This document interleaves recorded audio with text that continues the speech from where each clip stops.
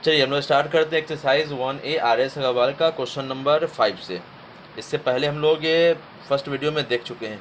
आज लाइव नहीं आ पाए दोस्त, लाइव आए थे लेकिन जैसा आप लोग देखे थे नेट भी उतना सही नहीं चल रहा था और गूगल मीट पे आना सही नहीं लग रहा, उसमें बहुत ज़्यादा झमेला है। यूट्यूब पे डायरेक्ट लाइव आएंगे। उसके बाद हम 2-3 ऐप डाउनलोड किए, थोड़ा देखे यूट्यूब पे जाके, तो एक ऐप मिला है जिससे हम यूट्यूब पे लाइव आए भी थे थोड़ा देर के लिए, कुछ स्टूडेंट जुड़ा भी था। तो हम यूट्यूब पे लाइव आएंगे अगले बार से। आज हम बोले थे कि वापस से हम वीडियो बना के डाल देंगे। आप ध्यान से 1A कंप्लीट कीजिएगा, बड़ा इजी एक्सरसाइज है। फिर 1B का भी वीडियो कल आ जाएगा और एक साथ हम परसों 1A और 1B या एनसीईआरटी का रिलेशन का पहला एक्सरसाइज पूरा हम लोग डिस्कस करेंगे। देखते हैं, यहाँ पे हमको ज़्यादा लाइव से अच्छा यही लगता है, लेकिन फिर भी देखो यहाँ रिलेशन लिखा है जिसमें एलिमेंट आपका A, B के रूप में है, जहाँ A और B दोनों नेचुरल नंबर है और इस फॉर्मूले को सेटिस्फाइड करता है। A और B की जगह पे नेचुरल नंबर रखने से 12 आना चाहिए। तो अब इसमें सॉल्व कैसे करेंगे? तो सबसे पहले हम A के जगह पे 1 रखेंगे, फिर 2 रखेंगे, फिर 3 रखेंगे, फिर 4 रखेंगे और आगे की ओर बढ़ेंगे। वहाँ से B निकालेंगे। अगर B भी 1, 2, 3, 4 मिलेगा तो वह आंसर बनेगा, अगर नहीं मिलेगा तो आंसर नहीं बनेगा। A के जगह पे 1 रख रहे हैं तो B मेरा 11/3 मिल रहा है। 11/3 नेचुरल नंबर नहीं होता है, तो 1 सेटिस्फाइड नहीं कर रहा है। 2 रख के देखेंगे, 2 भी सेटिस्फाइड नहीं करेगा। 3 रख के देखेंगे तो B 3 मिलेगा, ये सेटिस्फाइड कर रहा है। A के जगह पे 4 रखोगे तो B का आंसर नहीं मिलेगा नेचुरल नंबर। आप 5 रखोगे A के जगह पे तो B का नेचुरल नंबर नहीं मिलेगा। आप 6 रख के देखना तो B मिलेगा 2, नेचुरल नंबर है। आप इसी तरीके से 7 रखोगे, 8 रखोगे तो B नेचुरल नंबर नहीं मिलेगा। 9 रखोगे तो नेचुरल नंबर यहाँ से B का 1 मिलेगा। अब 9 के ऊपर जाओगे तो आपका कहीं भी नेचुरल नंबर नहीं मिलने वाला है, क्योंकि 9 के ऊपर जाओगे तो 12 तक आपका 0 मिलेगा और 12 के बाद आपका निगेटिव आने लगेगा। रखोगे बी का आंसर, नेचुरल नंबर नेगेटिव नहीं होता है। तो यही हमारा रिलेशन बना। अब सवाल है डोमेन और रेंज, तो आप लिख लोगे जो फर्स्ट प्लेस पे होता है वो डोमेन होता है और सेकंड प्लेस वाला रेंज होता है। आइए देखिए अगला सवाल क्या है। A, B, जहाँ A इंटीजर्स है, इंटीजर्स जो निगेटिव पॉजिटिव दोनों होता है, जहाँ B का वैल्यू मॉड A-1। मॉड का मतलब ये B हमेशा प्लस होगा। मॉड का मतलब होता है अगर माइनस में भी अंदर लिखा है नंबर तो बाहर प्लस देता है। अगर मॉड -2 है तो बाहर निकल के +2 देगा। आप अंदर में माइनस रख सकते हो लेकिन आंसर आपका प्लस मिलेगा। तो यहाँ पे A जो है हमारा मॉड A 3 से छोटा है, तो बड़ा सिंपल है ना। आपका B बराबर लिखा है A-1 मॉड के अंदर, और जहाँ मॉड A हमारा 3 से छोटा और A हमारा इंटीजर से, तो A के जगह पे कौन कौन सा ऐसा इंटीजर्स रखा जाए जिसका वैल्यू 3 से छोटा हो? तो आप A की जगह पे 2 रख सकते हो, A की जगह पे 1 रख सकते हो, A की जगह पे 0 रख सकते हो। ये तीनों 3 से छोटा होता है। अच्छे मॉड है तो मॉड के अंदर अगर माइनस में नंबर भी रखेंगे तब भी वो प्लस में मिलेगा। यहाँ पे हम A के जगह पे -1 रखेंगे क्योंकि इंटीजर्स रखना है ना, इंटीजर्स तो नेगेटिव भी होता है, तब भी हमारा आंसर +1 मिलेगा, 3 से छोटा है। A के जगह पे -2 रखोगे तब भी वो 3 से छोटा है। लेकिन अगर A के जगह पे हम -3 रख देते हैं, रख के देखो यहाँ -3, तो बाहर निकलेगा +3। क्या 3 3 से छोटा होता है? नहीं ना, 3 3 के बराबर होता है, तो -3 आंसर में नहीं ले आ जाएगा। A की जगह पे -4 रख के देखो, मॉड से बाहर निकलेगा +4। क्या 3 से छोटा होता है? नहीं होता है, तो -4 भी नहीं लिया जाएगा। तो A की जगह पे क्या ले सकते हैं हम लोग? 2, 1, 0, -1, -2, -3। तो अब यहाँ A की जगह पे हम 2 रखेंगे, 1 रखेंगे, 0 रखेंगे, -1 रखेंगे, -2 रखेंगे। अब B निकालो यहाँ से, 2 -1। कब? जब A की जगह पे 2 रख रहे हैं तब, तो 1 मिल रहा है। A की जगह पे 1 रख रहे हैं तो B कितना मिलेगा? रोके मॉड के अंदर 1 - 1 0 मिलेगा। A की जगह पे जब 0 रखेंगे तो B कितना मिलेगा? 0 - 1 -1, मॉड से बाहर निकल के +1। फिर आप A की जगह पे -1 रखोगे तो हमारा है ना ये फॉर्मूला A-1। A की जगह पे -1 रखाएगा तो -1 -1 -2, मॉड से बाहर निकलेगा तो +2। सिमिलरली आप A की जगह पे -2 रखोगे तो B का आंसर मिलेगा -2 -1 -3 मॉड से बाहर निकलेगा +3। अब देखना, तो हमारा आंसर क्या बनने वाला है, ए रखा गया था 2 तो बी मिला था 1, फिर ए रखा गया था 1, बी मिला 0, फिर ए रखा गया था 0, बी मिला है 1, फिर ए रखा गया था -1 तो बी मिला है 2, फिर ए रखा गया था -2 तो बी मिला है 3। ये बन गया मेरा रिलेशन। अब यहाँ से आप डोमेन और रेंज निकाल लो। क्लियर है? Question number 5, question number 6, question number 7 और क्वेश्चन नंबर 8 में यही काम करना है। तो हम 5 और 6 बता दिए, 7 और 8 आपको बनाना है, नहीं बनेगा आप पूछिएगा। क्वेश्चन नंबर 4 फिर से बोल रहे हमको व्हाट्सअप कीजिएगा बुक में से कोई भी एक स्टूडेंट, है ना, उसको हम देखेंगे तब सॉल्व करेंगे। चलिए अब हम क्वेश्चन नंबर 9, 10 और 11 ये और 12 ये 4 सवाल के लिए और एक्सरसाइज 1B के लिए टॉपिक स्टार्ट करने जा रहे हैं, जिसका नाम है टाइप ऑफ रिलेशन। सबसे पहले रिलेशन का टाइप आता है रिफ्लेक्सिव।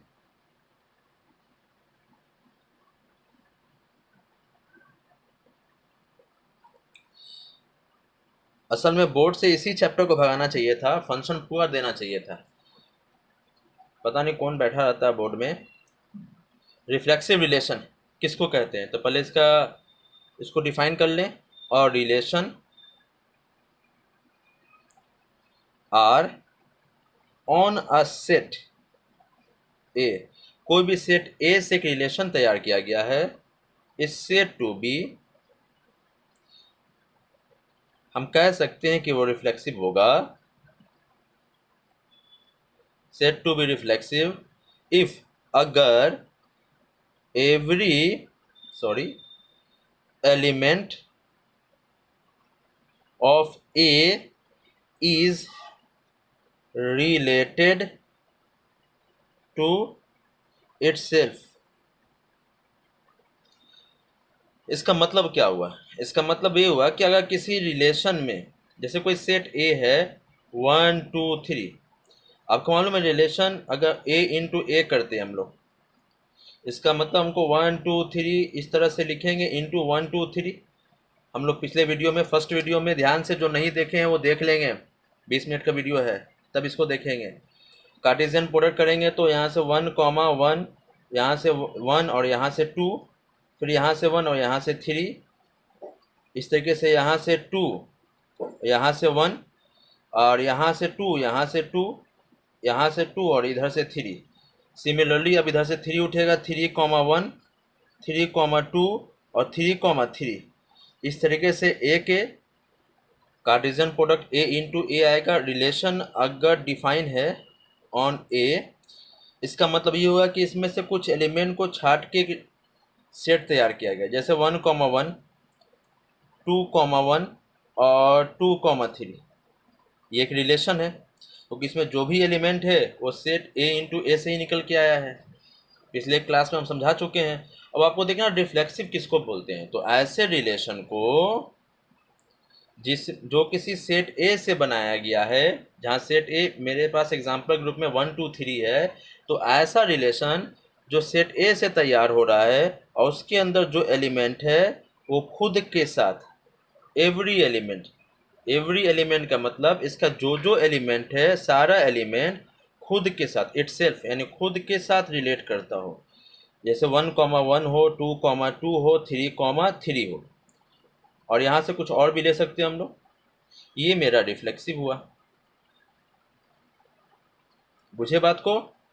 यानी कोई भी रिलेशन जो किसी सेट से तैयार किया जा रहा है, तो उस सेट में प्रेजेंट जितना भी एलिमेंट है वो सारे एलिमेंट का खुद के साथ रिलेशन होना चाहिए, यानी खुद के साथ पेयर बनना चाहिए, खुद के साथ कोऑर्डिनेट बनना चाहिए। जैसे यहाँ 1 है तो 1 का 1 के साथ दिखना चाहिए, 2 है तो 2 का 2 के साथ दिखना चाहिए, 3 है 3 का 3 के साथ दिखना चाहिए। इसके अलावा भी एलिमेंट रहेगा, कोई डाउट नहीं है, वो 2,1 रहे, 3,2 रहे, 3,1 रहे, कुछ भी चलेगा इसके अंदर का, वो सब होगा, लेकिन ये तीनों होना ज़रूरी है। तो ऐसे रिलेशन को क्या बोलेंगे हम? रिफ्लेक्सिव। जिस सेट से बन रहा है रिलेशन, उस सेट में जितने तरह का एलिमेंट है सबका खुद के साथ पेयर होना चाहिए। यहाँ 1 2 3 3 एलिमेंट है, अगर मान लो 1,1 है, 2,2 है, लेकिन 3,3 नहीं है, तो वो रिफ्लेक्सिव नहीं होगा। यहाँ पे अगर एलिमेंट 4 है, 4 एलिमेंट है 1 2 3 4, तो 4,4 भी यहाँ पे दिखना चाहिए। क्लियर है? किसी भी एक एलिमेंट का खुद के साथ अगर रिलेशन क्रिएट नहीं हो रहा है तो वो रिलेशन रिफ्लेक्सिव नहीं होगा। चलिए, ये तो था रिफ्लेक्सिव रिलेशन, ऐसा रिलेशन जो किसी सेट से तैयार किया जा रहा है, उस सेट का एवरी एलिमेंट खुद के साथ रिलेट करता हो। अगला है सिमेट्रिक। पानी पीना। खुद के साथ सिमेट्रिक है, खुद के साथ है, रिलेट करता हो। यहाँ पे एक सेकेंड, पानी का बोतल साइड कर लेते हैं। सिमेट्रिक है रिलेशन, देखो क्या है, और इसको डिफाइन कर लेते हैं। और relation R on a set A is set to be symmetric. बहुत इजी है ये। रिलेशन, कोई भी रिलेशन जो किसी सेट ए से बनाया गया है सिमेट्रिक कहलाएगा इफ अगर उस रिलेशन में तुमको ए कॉमा बी दिख रहा है, ये एलिमेंट दिख रहा है, और इसके साथ साथ तुमको बी कॉमा ए भी उसके अंदर दिख जाए, तो हम बोलेंगे वो सिमेट्रिक है। वो क्या है? सिमेट्रिक है। जहां for all A comma B belongs to set A. इसका मतलब क्या होता है? इसका मतलब ये होता है कि अगर कोई सेट ए है जिसमें 1 2 3 है, अभी ऊपर वाला एग्जाम्पल उठा लिए हम, जहाँ ए इंटू ए आ चुका है, एक रिलेशन तैयार कर रहे हैं हम R1, जहाँ पे 1,2 लिख रहे हैं हम, 3,4, सॉरी 4 तो है नहीं एलिमेंट इसके अंदर, 3,2 ले लेते हैं, 1,1 ले लेते हैं, और यहाँ से देखना क्या रिलेशन सिमेट्रिक है। तो सिमेट्रिक कहते हैं किसको? पहले वो देखो, अगर हमको किसी भी रिलेशन में ए कॉमा बी यानी ऐसा कोई एलिमेंट दिख जाए 1,2, तो इसका उल्टा भी दिखना चाहिए, यानी हमको 2,1 भी इसके अंदर लिखा हुआ दिखना चाहिए। सॉरी, ध्यान नहीं दिए थे हम। एक रिलेशन तैयार कर रहे हैं हम यहाँ पे, हम जहाँ एलिमेंट 1,2 लिया गया, 3,2 लिया गया, 1,1 लिया गया, ठीक है, और 2,1, ये रिलेशन सिमेट्रिक होगा कब? अगर हमको 1,2 दिख रहा है तो इसका उल्टा 2,1 भी उसके अंदर दिखना चाहिए। अच्छा, 3,2 दिख रहा है तो हमको 2,3 भी दिखना चाहिए। तो ऐसे रिलेशन को सिमेट्रिक बोलते हैं। यानी ऐसा रिलेशन जो किसी सेट से तैयार किया जा रहा है वो सिमेट्रिक कहलाएगा कब? अगर उस रिलेशन में ए बी दिखे तो बी ए भी दिखना चाहिए। अब इसका मतलब ये नहीं कि एक ए बी दिख रहा है तो उसका एक बी ए दिखना चाहिए। अगर ए बी के जैसा 5 एलिमेंट दिख गया तो हमको पांचों एलिमेंट का बी ए दिखना चाहिए। यानी अगर हमको यहाँ 1,3 दिख रहा है तो 1,3, जबकि 1,2 का 2,1 दिख रहा है, 3,2 का 2,3 दिख रहा है, लेकिन 1,3 का 3,1 नहीं दिख रहा है। अगर ये नहीं दिख रहा है तो ये सिमेट्रिक नहीं होगा। कब तक? जब तक वो दिखे नहीं। समझे बात को? यानी जितना ए बी दिखेगा, जितने तरह का ए बी, जैसे एक तरह का, दो तरह का, और एक ये ले लेते हैं 3 तरह का ए बी दिखा, तो 3 तरह के ए बी के लिए, तीनों के लिए बी ए और बी ए दिखना चाहिए, तो उसको बोलेंगे हम लोग सिमेट्रिक। अगर 5 तरीके का हमको ए बी दिख रहा है और 4 का ही बी ए दिया है, 5वें का बी ए नहीं दिया है, तो वो सिमेट्रिक नहीं होगा। बुझे बात को? चलो अब बात करें हम लोग ट्रांजेटिव की। पेज पलट लें। Third type of relation, transitive. इसमें लिखने का काम ज़्यादा है, पता नहीं काहे इसको बचा के रखा है, इसको तो भगा देना चाहिए था सिलेबस से। कोई इंपॉर्टेंस नहीं इस चीज़ का। फंक्शन का पूरा इंपॉर्टेंस है, फंक्शन का ही टॉपिक हटा दिया है। आइए देखते हैं ट्रांजेटिव किसको बोलते हैं। पहले इसको हम लोग समझ लेते हैं। जैसे सिमेट्रिक में क्या समझे कि अगर हमको ए बी दिख रहा है तो बी ए दिखना चाहिए। ट्रांजेटिव में अगर किसी रिलेशन में हमको ए कॉमा बी दिख रहा है उस रिलेशन के घर में, और हमको बी कॉमा सी दिख रहा है, ये दोनों दिख रहा है, यानी 2 पेयर यहाँ पे दिखेगा, ए बी और बी सी, यानी जैसे यहाँ पे जो एलिमेंट है वही एलिमेंट यहाँ पे होना चाहिए। 1 2 है तो 2 3 ले लिया, या 2 4 ले लिया, या 2 5 ले लिया, ऐसा कुछ दिख रहा है। इन दोनों के साथ साथ अगर हमको ए कॉमा सी भी दिख जाए, ए कॉमा सी भी दिख जाए, तो हम बोलेंगे वो ट्रांजिटिव है। क्या है वो? ट्रांजिटिव है। अब इसको लिखेंगे कैसे? तो let A B any set, माना कि ए कोई सेट है और एक रिलेशन बनाया जा रहा है, और relation R on set A, और सेट ए पर एक रिलेशन तैयार किया गया इस सेट टू बी और ट्रांजिटिव। हम उसको ट्रांजिटिव तभी कहेंगे रिलेशन इफ अगर ए कॉमा बी, जो यहाँ लिखा हुआ नीचे में आर के अंदर दिख रहा है, बी कॉमा सी भी हमको आर के अंदर दिख रहा है, इसके अलावा हमको ए कॉमा सी भी रिलेशन के अंदर दिख जाए। कब? जब मेरा ए बी और सी तीनों का तीनों मेरा किसका एलिमेंट हो? किसी दिए गए सेट ए का एलिमेंट। तो बोलेंगे वो कैसा रिलेशन है? ट्रांजिटिव रिलेशन है। एग्जाम्पल देखना दोस्त, एक सेट ए पहले ले लेते हैं, 1 2 3।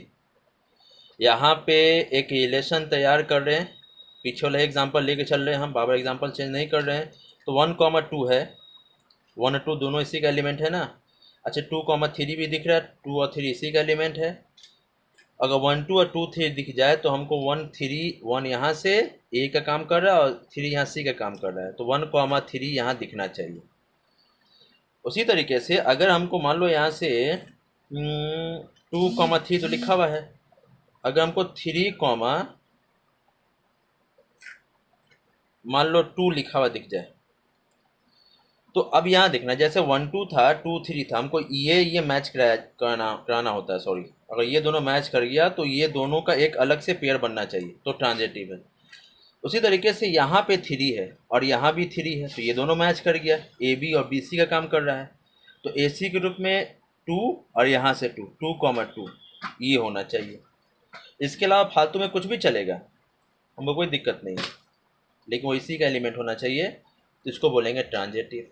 तो बुझे बात को, जितना ए बी बी सी रहेगा, जैसे यहाँ ए बी बी सी एक पेयर और एक ये वाला पेयर, 2 पेयर था, तो जितने तरह का ए बी बी सी दिखेगा उतने तरह का ए सी भी दिखना चाहिए, एकदम बिल्कुल सिमेट्रिक की तरह। जितना ए बी दिखता है उतना ही बी ए भी होता है, तो हम बोलेंगे सिमेट्रिक है। उसी तरीके से जितना A B B C group बनाएगा उतना के लिए ए सी भी होना ज़रूरी है। अगर किसी एक के लिए भी ए सी नहीं दिया है तो उस रिलेशन को हम लोग ट्रांजिटिव नहीं बोलेंगे। बुझे बात को? एक चीज़ याद रखना, अगर 1 1 है, 2 2 है, 3 3 है, आप गौर से देखो, ये एलिमेंट तुम्हारा सेट ए के अंदर का ही बनाया गया है।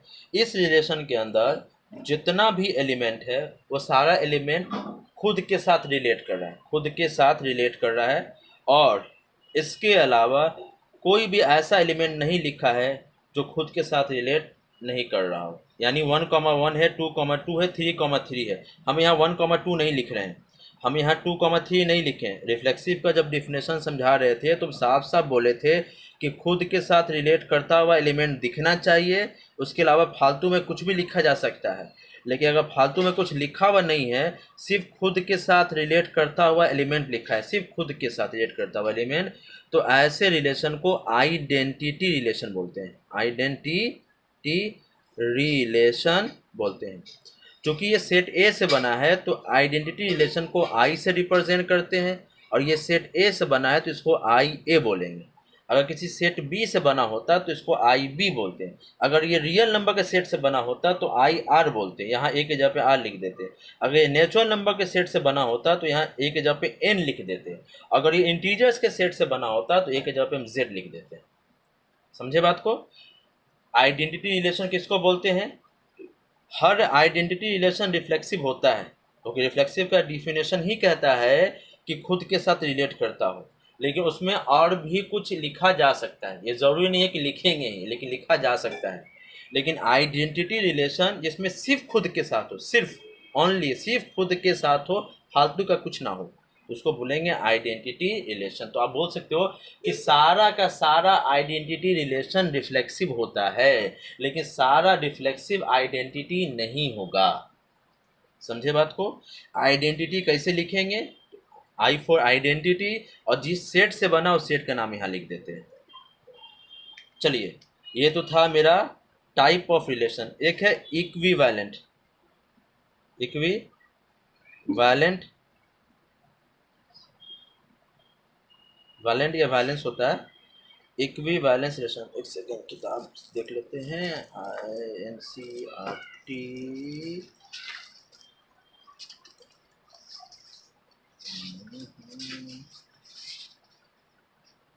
कहाँ गया? रिफ्लेक्सिव सिमेट्रिक ट्रांजिटिव है।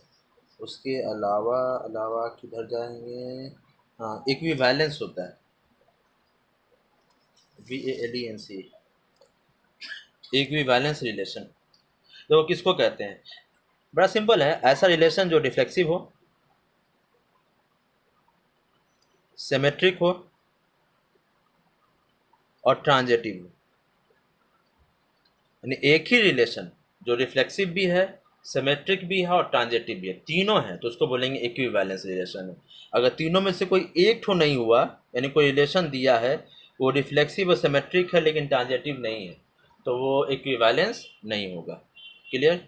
एक नोट याद रखना, आइडेंटिटी रिलेशन हमेशा रिफ्लेक्सिव होता है, हमेशा ट्रांजिटिव होता है, हमेशा सिमेट्रिक भी होता है, यानी इक्विवेलेंस रिलेशन होता है। क्योंकि आप यहाँ उल्टा 1,1 है, इसका उल्टा भी 1,1 होगा, तो सिमेट्रिक तो हो गया। ट्रांजिटिव भी आप देखोगे, ट्रांजिटिव भी होगा। ये तो ये याद रखना, आइडेंटिटी रिलेशन रिफ्लेक्सिव भी होगा, सिमेट्रिक भी होगा और ट्रांजिटिव भी होगा। चलिए थोड़ा क्वेश्चन की बात कर ले हम लोग। तो हम जगह बना के क्वेश्चन लिखे हैं यहाँ पे। क्वेश्चन नंबर 9, 10, 11 और 12। तो पहले हम 12 देखते हैं, फिर 9, 10, 11। 12 ईजी है इसलिए पहले इसको देख लेते हैं। देखो हम सारा लिख दिया 1B भी, तो 1B जस्ट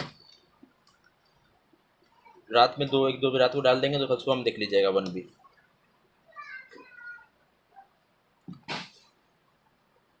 हम लोग यहाँ पे देखेंगे। देखिए यहाँ पे क्वेश्चन नंबर 12 क्या कहता है? 12 में एक सेट ए लिखा है। सेट ए में क्या लिखा है? 1, 2, 3, 4, 5, सॉरी 1 से लेकर 6 तक गिनती लिखा हुआ है। और क्या? सेट ए दिया है, एक रिलेशन इसी से बनाया जा रहा है जहाँ ए और बी दोनों सेट ए के अंदर का एलिमेंट है, यानी ए भी इसी के अंदर का है, बी भी इसी के अंदर का है, और ये इस फॉर्मूले को सेटिस्फाइड कर रहा है।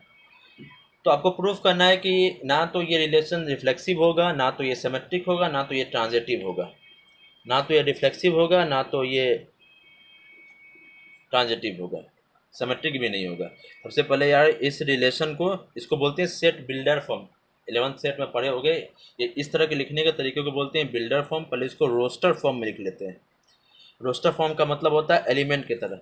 जैसे ए के जगह पे, चूँकि ए भी इसी का एलिमेंट है, ए यहाँ पे ए का वैल्यू 1 रखेंगे, फिर 2 रखेंगे, फिर 3 रखेंगे, फिर 4, फिर 5, फिर 6, बारी बारी सारा रखेंगे। अगर बी भी इसी के अंदर का मिल रहा होगा तो वो मेरा पार्टिसिपेट करेगा। ए 1 रखो तो 1 + 1 2, ए अगर 1 रखते हैं तो बी 2 मिलता है, और 1 और 2 दोनों ए में है, ये आंसर में है। फिर ए के जगह पे 2 रखो तो बी मिलेगा 2, 1, 3। बस बी क्या है? ए से एक ज़्यादा है, डायरेक्ट लिखो आप। ए 3 तो बी 4, ए 4 तो बी 5, और ए 5 तो बी 6। अब जैसे ही ए 6 रखोगे तो 6 + 1 7 बन जाएगा, और यहाँ 7 है नहीं, तो बी इसके अंदर आएगा ही नहीं, बस इतना ही पे रुक जाएंगे। तो ये बन गया रिलेशन। आपको बताना है कि ये रिफ्लेक्सिव नहीं है। साफ साफ दिख रहा है, रिफ्लेक्सिव का मतलब होता है वो एलिमेंट खुद के साथ रिलेट करता हो। तो यहाँ 1, 2, 3, 4, 5 ये जो चारों एलिमेंट है ये खुद के साथ रिलेट करता हो, यानी 1,1 दिखना चाहिए था, यहाँ 2,2 दिखना चाहिए था, 3,3 दिखना चाहिए था, 4,4 दिखना चाहिए था, 5,5 दिखना चाहिए था, और इसमें चूंकि 6 भी एलिमेंट है तो 6,6 भी दिखना चाहिए था। नहीं है ना कुछ भी लिखा हुआ, तुम पूरा 6 छोड़ो, एक भी नहीं लिखा है इसके अंदर, तो ये रिफ्लेक्सिव नहीं है। लिखेंगे यहाँ पे 1,1, एक ही लिख दो यार, एक ही से काम चल जाएगा, इसके अंदर एलिमेंट नहीं है तो so R is not reflexive. Easy है। चलो आगे बढ़ते हैं। क्या ये सिमेट्रिक है? तो सिमेट्रिक का मतलब कि अगर हमको ए बी दिख जाए, ए बी अगर दिख जाए तो हमको बी ए भी दिखना चाहिए। तो 2,1 क्या इसके अंदर लिखा हुआ है? देखो ढूंढो कहीं, 2,1 कहीं नहीं है, यानी ये हमको इसके अंदर दिख ही नहीं रहा है। तो आगे हमको जाने की ज़रूरत ही नहीं है, हमको पहले ही ए बी के लिए बी ए नहीं मिला, तो ये मेरा सिमेट्रिक भी नहीं है। चलो ट्रांजिटिव की बात कर लें। ट्रांजिटिव का मतलब होता है कि 1 A, B, हमको यहाँ का नंबर मिलाना होता है, यहाँ का, और किसी में ये नंबर शुरू में लिखा होगा तो यहाँ ही बगल में ही लिखा हुआ है। तो 1,2 इसके अंदर है, 2,3 इसके अंदर है, यानी हमको ए बी और ये बी सी मिल गया, तो ए सी के रूप में 1 और 3 मिल रहा है। 1,3 भी इसके अंदर दिखना चाहिए। देखो तो 1,3 कहीं लिखा हुआ है? कहीं नहीं लिखा हुआ है, यानी ये इसके अंदर है ही नहीं। ए बी और बी सी तो मिला, लेकिन ए सी नहीं मिला। तो हम क्या बोलेंगे? तो हम बोलेंगे कि सो आर इज़ नॉट ट्रांजिटिव। हो गया प्रूफ। देखो कुछ ही क्वेश्चन है जिसमें इस तरह से थोड़ा सॉल्व करने को मिलेगा, बाकी अभी जैसे 9, 10, 11 बताते हैं ना, इसमें खाली आपको लिखने को मिलेगा, सिर्फ लिखने को स्टेटमेंट, और कुछ नहीं। अब क्वेश्चन नंबर 9 है, आर एस अग्रवाल एक्सरसाइज